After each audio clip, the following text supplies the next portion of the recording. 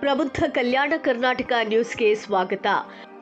ರಾಜ್ಯದಲ್ಲಿ ಲಕ್ಷಾಂತರ ಸರ್ಕಾರಿ ಹುದ್ದೆಗಳು ಖಾಲಿ ಇರೋದ್ರಿಂದ ನಿರುದ್ಯೋಗಿ ಯುವಜನತೆ ಕಂಗಾಲಾಗಿದ್ದಾರೆ. ಕೂಡಲೇ ಸರ್ಕಾರ ಎಚ್ಚೆತ್ತು ಖಾಲಿ ಹುದ್ದೆಗಳನ್ನು ಭರ್ತಿ ಮಾಡಬೇಕು ಎಂದು ಒತ್ತಾಯಿಸಿ ಜಯ ಕರ್ನಾಟಕ ಸಂಘಟನೆಯ ಇಂಡಿ ತಾಲೂಕು ಘಟಕದ ವತಿಯಿಂದ ಶುಕ್ರವಾರ ಉಪವಿಭಾಗಾಧಿಕಾರಿ ಮೂಲಕ ರಾಜ್ಯ ಸರ್ಕಾರಕ್ಕೆ ಮನವಿ ಸಲ್ಲಿಸಲಾಯಿತು.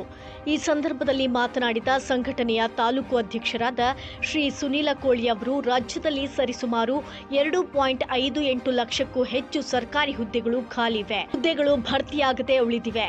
ಇದರಿಂದಾಗಿ ಪದವಿ ಮುಗಿಸಿ ಉದ್ಯೋಗದ ನಿರೀಕ್ಷೆಯಲ್ಲಿರುವ ಯುವಕರು ವಯೋಮಿತಿ ಮೀರುತ್ತಿರುವುದರಿಂದ ತೀವ್ರ ಆತಂಕಕ್ಕೆ ಒಳಗಾಗಿದ್ದಾರೆ ಎಂದು ಆಕ್ರೋಶ ವ್ಯಕ್ತಪಡಿಸಿದರು.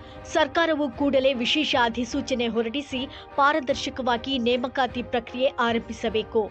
ನಿರುದ್ಯೋಗಿ ಯುವಕರಿಗೆ ಉದ್ಯೋಗ ಸಿಗುವವರೆಗೆ ನಿರುದ್ಯೋಗ ಭತ್ಯೆ ಅಥವಾ ಸ್ವಯಂ ಉದ್ಯೋಗಕ್ಕೆ ಹೆಚ್ಚಿನ ಆರ್ಥಿಕ ನೆರವು ನೀಡಬೇಕು.